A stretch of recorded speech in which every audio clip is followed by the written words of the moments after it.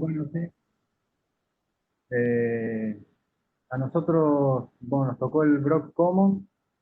eh, Arrancamos el análisis de lo que es la lámina poniendo una foto peatonal, la que nos parecía más significativa del edificio. Es una residencia estudiantil ubicada en Canadá, en Vancouver. en- Ahí se fue, ¿no? Sí, se fue. Walter, ¿estás? Sí, se me escucha justo, debe ser, tengo mala la conexión a internet, entonces se corta. Si no comparto las láminas de acá. Bueno, Te pongo, por ahí va mejor. te pongo a vos como presentador, entonces, Juan Pablo. Dale, a ver si lo tengo bien. Ahí está. Dale un segundito, porque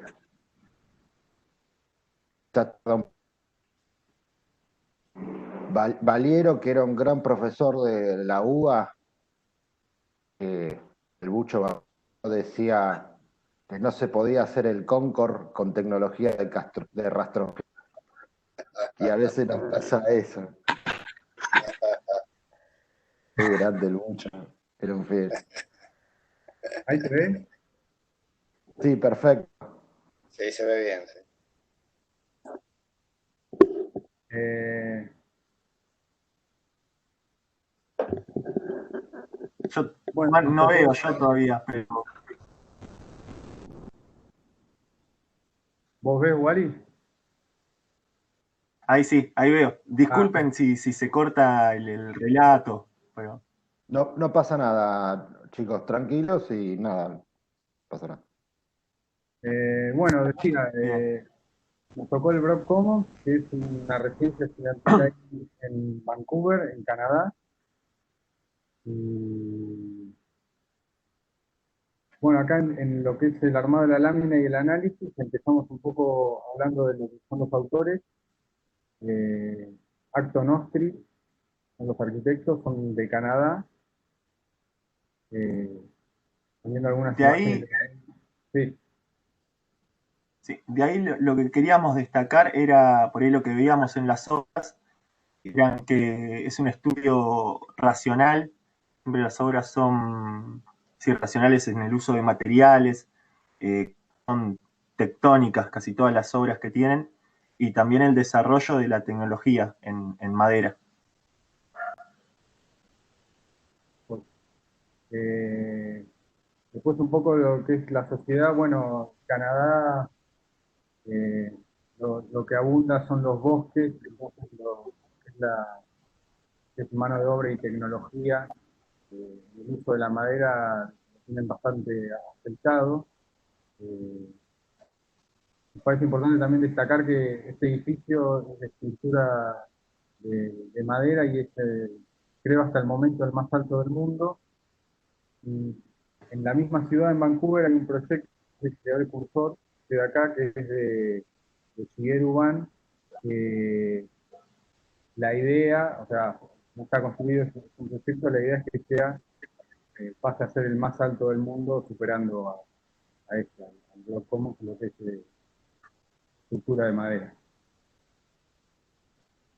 También nos parecía interesante el hecho de destacar que las políticas que hay en Vancouver que impulsan a este tipo de construcciones sustentables, ¿no? Eh, como que está organizado desde la normativa y de que plantean que en el 2020 Vancouver sea la ciudad más sustentable del mundo. Sí, hay como una rosca desde el Estado para que hace posible también que estas cosas sucedan también, ¿no? Bueno, después acá abajo hicimos lo que es el acercamiento al sitio, al terreno, de lo general a lo particular. Acá se ve donde está ubicada Vancouver, acá está la ciudad y como el campus de la universidad acá no es Columbia, es Columbia Británica, la universidad, está como en este peñón ahí a la vera de un lago. Acá está el sitio, dentro del campo. Sí, con un entorno, con edificios también, no tan altos como en el centro de Vancouver, pero sí con una altura de 10 pisos aproximadamente. Ya después de ahí, de lo que es el armado de la lámina, pasamos del acercamiento al sitio a lo que es el programa, marcando lo que son sus partes Sí. La importantes. planta baja, por ahí notamos que es más libre.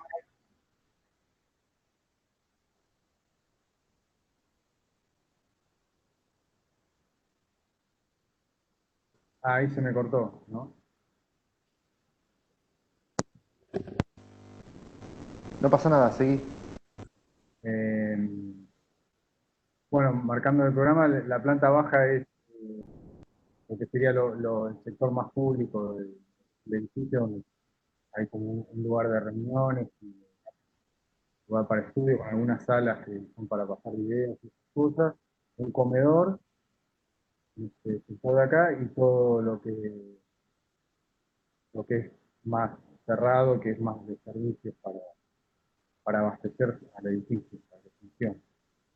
Y después, lo que es el planteo es bastante simple. Después ya son 17 niveles de un sistema bastante repetitivo, donde están todas las habitaciones. Esta es la planta tipo, donde podemos ver que en el centro hay habitaciones simples, digamos, y en los remates, en las puntas, son, digamos, ya departamentos, o sea, que tienen, cada uno de las puntas tiene 4 habitaciones, y en el centro como un lugar de estar que lo notamos en este otro abajo.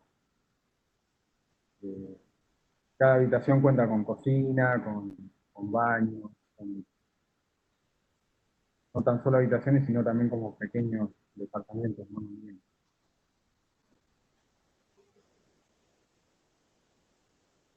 Por ahí lo que, como modo de conclusión de esas dos plantas, en la primera tratamos de mostrar lo repetitivo y lo singular de las puntas, y en la de abajo empezar como a ser un poquito más finos y marcar dónde se ubica la parte de servicio, como lo servido y lo sirviente dentro de esa planta. Después, bueno, después tenemos estas axonométricas donde en esta nos volcamos un poco más a lo que es lo formal, viendo las cosas simples con las que se surge el proyecto. Tenemos ese basamento que es lo social, la planta repetitiva de dormitorios, y el nivel más alto que hay un salón de usos múltiples también como remate del edificio. Y acá hay un tema interesante de los subsistemas de la obra, donde los vamos destacando. Por un lado el cerramiento de una estructura metálica, después la estructura, que son bucles de hormigón armado,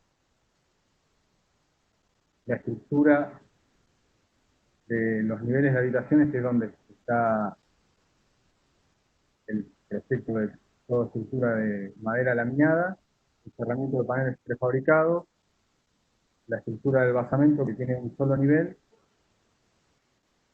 el cerramiento de la planta baja, el frente integral, y las fundaciones, que es una platea de hormigón armado.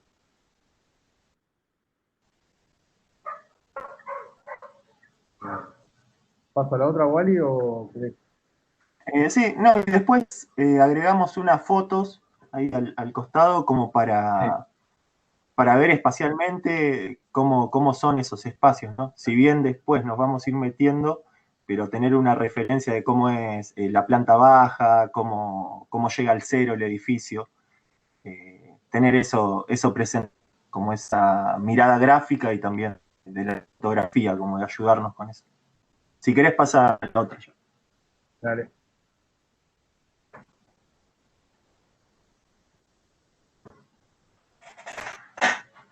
En esta hacemos una visión general de la estructura y también nos armamos de un esquemita que a nosotros nos permite tener la síntesis por ahí del edificio, lo que es ese basamento de hormigón con los núcleos y después cómo se monta encima lo que es la estructura de madera. Después pusimos las plantas, las fundaciones, que son zapatas aisladas, y las plateas que van debajo de los núcleos de hormigón, de planta baja, modulación de 5x5, salvo algunas excepciones que hay.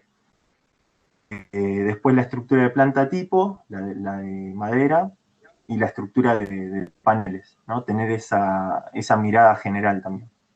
Después armamos una acta donde podemos ver la volumetría general de la estructura y armamos el despiece de la misma para reconocer las distintas partes. Sí, acá se lee lo que decía Wally, que hablaba de las plantas que estaban arriba. Acá en el despiece se ve más claro las losas de CLT de madera laminada, bueno, las columnas de madera y cómo se van intercruzando los distintos sistemas. Acá algunas imágenes de los encuentros principales. Sí, igual. Sí, cómo es el encuentro entre hormigón, la relación entre la losa de transición y la primer planta de madera, de columnas de madera. Después el encuentro madera y madera y por último el de la cubierta. Columna de madera también.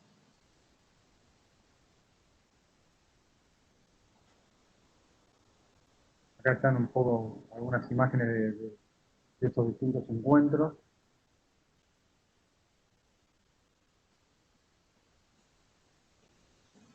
A lo que son los detalles de esos encuentros. Bueno, como decíamos, de la primer losa a la losa del primer nivel a la estructura de madera, después el encuentro de lo que son las columnas con las losas de madera, esto es casi todo el proyecto, del nivel 1 al 17, los encuentros de esas losas de madera con el núcleo de hormigón, y por último de las columnas ya a la cubierta metálica.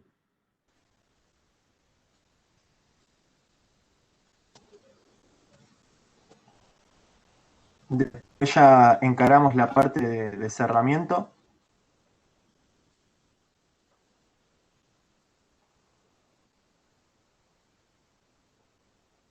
Donde también hacemos una descripción general del tipo de cerramiento que se utiliza y marcamos como 4 características que a nosotros nos parecen las más significativas, que es tónico, que es prefabricado, modular y flexible. También las imágenes lo que tratan de mostrar es eso, ¿no? El trabajo en taller, después todo el tema de la modulación, de cómo se va conformando el cerramiento. Algunas dentro, cómo son los espacios que da, ¿no? El tipo de aberturas, cuándo es cerrado, cuándo es abierto, cuándo resuelve en esquina, cómo resuelve en el último nivel también, en esa sala de estudio. La resolución exterior, ¿no? La expresión que tiene. Bueno, después armamos las plantas generales, las vistas generales, donde acotamos alturas y también nos sirve para tener una referencia de, nombramos los paneles, cada panel lo nombramos en la planta tipo, para después ir desarrollándolos, y más abajo vemos las variantes.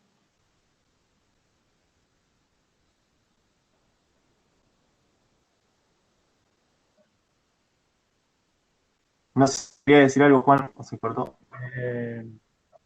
No, acá, bueno, lo que decía Wally, que acá tenemos distintos tipos de paneles, acá como un acercamiento de la planta en una esquina, y cómo se van acotada con las columnas y cómo se van colocando y apareciendo en obra de esos paneles. Si querés, andate para lo que es las axonométricas generales. La de la página anterior. No, estas, las que están un poquito más arriba, que yo no las alcanzo a ver. Las que muestran ese soporte. ¿Estás? Estas de ahí. Si nosotros ahí queríamos mostrar lo que es el soporte, las de fachada, las de cerramiento. Ah, estás.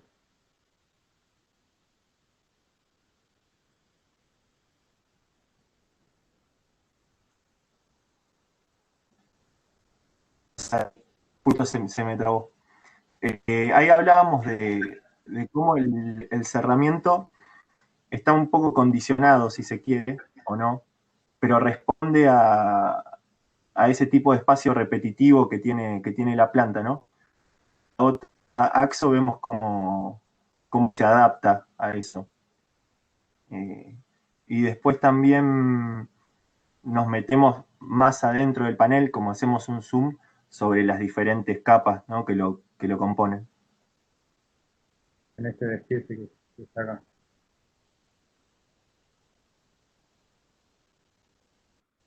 Y después acá algunas imágenes de cómo en obra también está pensado en el proyecto como cada panel se va colocando en su lugar. Son como dos Nos pareció objetos. también interesante, Sí, sí. sí, creo que nos parecía interesante también nombrarlos a los paneles, porque estaba bueno cómo pasamos de esa vista general, a identificar el panel, después mostrar su forma o sus dimensiones y ver cómo se coloca en obra. Nos parecía que estaba bueno ese recorrido.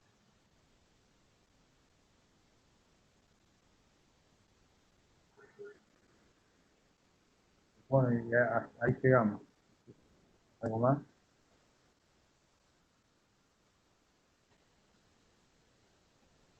Hasta ahí, después nos queda seguir desarrollando. Nos hubiese gustado poder llegar con el corte en una escala 1 en 25, 1 en 50, para redondear todo.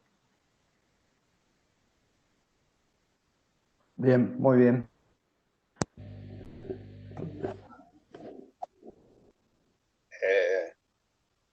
No, yo, digamos, tengo una inquietud y una reflexión para compartir. La inquietud es algo que me preocupa, no me preocupa, me interesa, me despertó el interés en este edificio. Eh, Creo que es una zona sísmica y, y realmente, digamos, cómo resuelve la madera en altura el tema del sismo, digamos. Si uno ve los reglamentos locales, el CIRSO, y lo más parecido que hay, porque hay muy poco de madera, lo más parecido que hay es toda la reglamentación de hierro, de acero, hace énfasis en la rigidización de nudos, en el uso de diagonales en vertical, una serie de cosas que rigidizan el edificio. Esto parece no tenerlo, digamos, entonces, pero evidentemente debe estar resuelto. Entonces es uno de los temas. Seguramente colaboran mucho los núcleos verticales y ese empotramiento que tiene en planta baja, digamos, el uso del hormigón en el nivel urbano, a nivel de cero, digamos, debe tener también un sentido estructural, pero no alcanzo a terminar de interpretarlo, que es un problema que me queda a mí por lo menos y espero que a ustedes también para ver si avanzamos en el tema. Y lo otro es una reflexión. Ustedes empezaron diciendo algo muy interesante, digamos, que esto era posible gracias a que el Estado había hecho una rosca alrededor de la reglamentación y estaba amparado por una reglamentación, lo cual también engancha digamos, si uno mira esto, no sé si vieron la teórica, ya ahí en un momento hablo del Tratado de Kioto, donde se estableció un acuerdo mundial para disminuir los gases con efecto invernadero. Curiosamente, Canadá es uno de los que no adhiere o adhiere parcialmente, digamos, a esto, ¿no?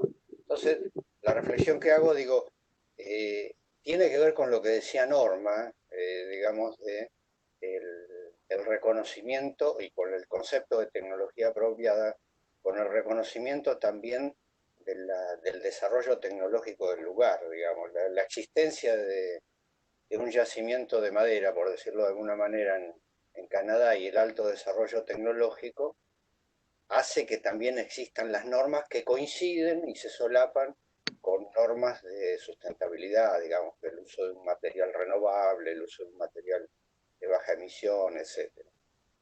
Es una reflexión. La otra reflexión es que no necesariamente la sustentabilidad y la tecnología apropiada están asociados a la baja tecnología. Esto es high-tech en madera, digamos, ¿no? Y la última cosa para entender esto, me hacía la pregunta, digamos, cuando uno rediseña esto y después dice, bueno, lo sitúo en Mar del Plata y lo hago sustentable. La pregunta ¿es posible con la sustentabilidad tecnológica, sustentabilidad cultural, etcétera, plantear un edificio de este tipo en Mar del Plata, por ejemplo? Creo que es un tema también a pensar y debatir. Por ahí es parte de lo que sigue, no de lo que estuvieron haciendo hasta ahora, que está muy bien todo. Me pareció bárbaro todo el tema del el concepto de prefabricación asociado al de modulación y el concepto de fabricación en taller desde su traslado y colocación en obra. Eso me parece interesantísimo. ¿Sí? Que hace al diseño, ¿no? Bueno, nada más. Sí, me gustaría agregar dos o tres cosas.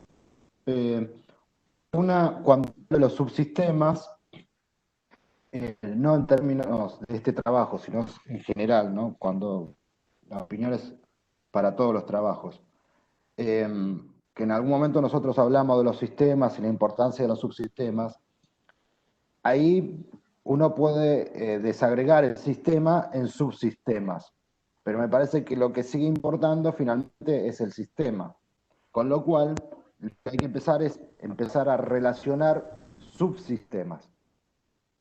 Entonces, por ejemplo, la relación entre estructura y cerramiento es uno como de los más tradicionales. Entonces, por ejemplo, si uno ve la obra de Saja, dice, bueno, ahí estructura y cerramiento están en el mismo plano. Lo cual conforma una caja, etcétera, por eso es estereotómico. Una vez que hizo la estructura, se definió también su cerramiento, etcétera. En estos, por ejemplo, se asocia más a esa idea corbusieriana del ay, se fue de la cabeza, che. El sistema dominó. La estructura se retrocede un poco con respecto al plano de cierre para después poder ejecutar un plano de cierre continuo. Con lo cual eso también resuelve temas como, por ejemplo, que muchas veces pasamos por alto,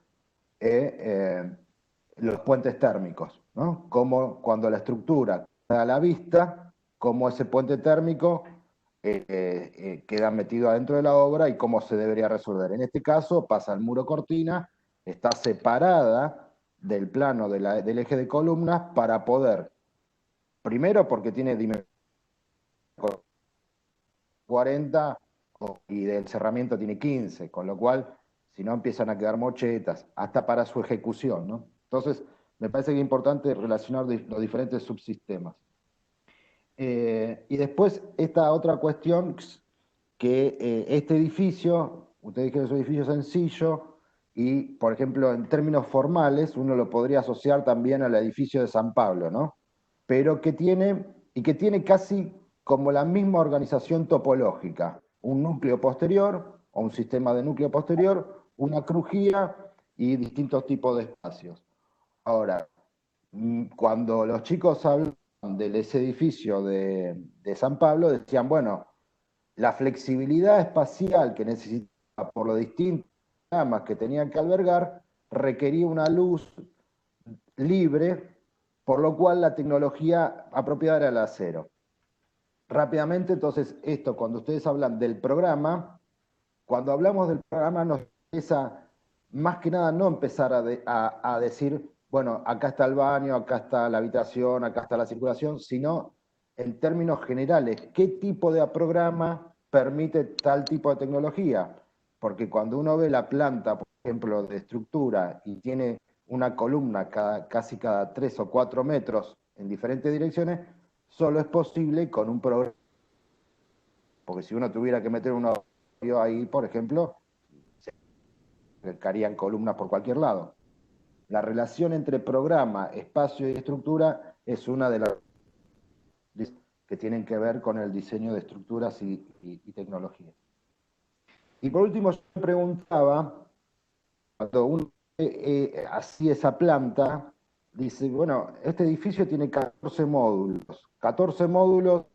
que no deben tener más de 4 metros, si no me equivoco, entre módulos. Juan o Walter, ¿andarán por ahí? Sí, Bueno, o sea que eso tiene 56 metros de largo, como mucho.